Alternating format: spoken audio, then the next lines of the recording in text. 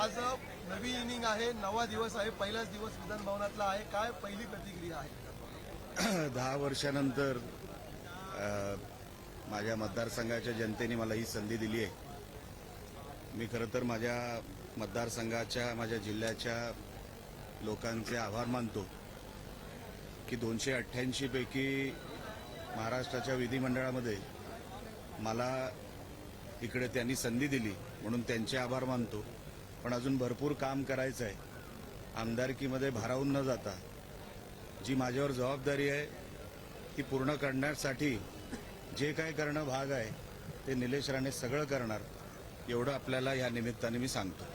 Sir, Kudal मालवणमधील अनेक प्रश्न आहेत. 10 वर्ष वैभव नाईक होते, नेमके आता तुम्ही कोणते प्रश्न घेऊन सभागृहात येणार आहात? बघा, मागच्या 10 वर्षामध्ये मतदारसंघाला उसाड पाडण्याचं काम मागच्या आमदारांनी केलं, पण मला त्यांच्यावर टीका करायची नाही. माझ्यावर जबाबदारी मोठी आहे. 21व्या शतकातला मतदारसंघ हा जगाला दाखवण्यासाठी मला काम करायचं आहे. लोकांनी मला मॅन्डेट दिलेलं आहे. मी माझं विजन मांडलेलं आहे आणि जो माझा विजन डॉक्युमेंट आहे त्यानुसारच मी 100% काम करायचा प्रयत्न करीन.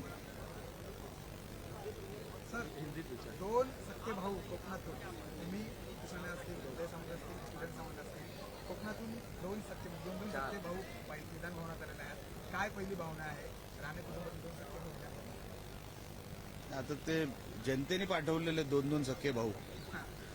अजून किती भाऊ आहेत मला माहित नाही. मुंबईत पण मला माहित. बघा, मी तुम्हाला रेकॉर्डसाठी सांगतो, 85 पासून राणे कुटुंब राजकारणात आहे. जवळपास 39 वर्ष झाली निवडणूक प्रक्रियेमध्ये राणे कुटुंब आहे. म्हणून आता दोन्ही भाऊ आले. आता दोन्ही भाऊ काय करू शकतात महाराष्ट्रासाठी ही दाखवण्याची वेळ आहे. सर, आपण तळ कोकणात जर बघितलं असाल तर तळ कोकणापासून रत्नागिरी महायुतीला भरघोस यश मिळालं. फक्त एकच जागा उद्धव ठाकरेंची निवडून आलेली आहे. तळ कोकणात 3 जागा महायुतीच्या आलेल्या आहेत, एक भाजप, 2 शिवसेना. मी मागच्या वेळेसही सांगितलेलं आहे की उद्धव ठाकरेंचा पक्ष हा कोकणातून साफ झालेला आहे. त्यांना आता कोकणामध्ये जागा नाही, स्थान नाही.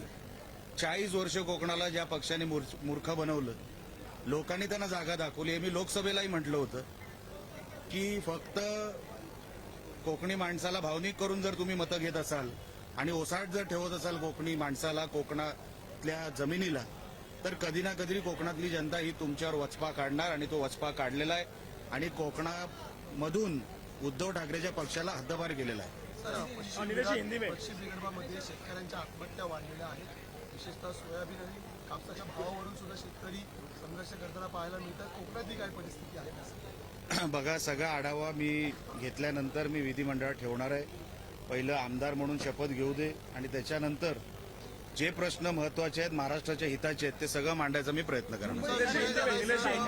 सरकार आलंय, मात्र विरोधक अजूनही ईव्हीएम वरती पकडून आहेत. मार्कडवाडीमध्ये आता राहुल गांधी पण येतील अशी चर्चा सुरू झालेली आहे. बॅलेट पेपरवर निवडणुकीची मागणी पुढे. कुठल्या वाडीत येतोय राहुल गांधी?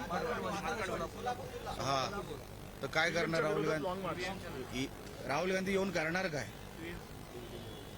काय? फक्त नेगेटिव्ह राजकारण करायचंच काम सध्या राहुल गांधींकडे आहे. जगामध्ये आणि ह्याच्यामध्ये पण सगळीकडे जिथे जिथे राहुल गांधी जातात, आपल्या देशाची बदनामीच करायला सगळीकडे जात आहेत. हे नेगेटिव्ह राजकारण काय काँग्रेससाठी आणि ह्या महाविकास आघाडीसाठी काय नवीन नाही आणि आम्हालाही आता ऐकून कंटाळा आलाय. सर, मुंबईतले 2 भाऊ म्हणजे मावस भाऊ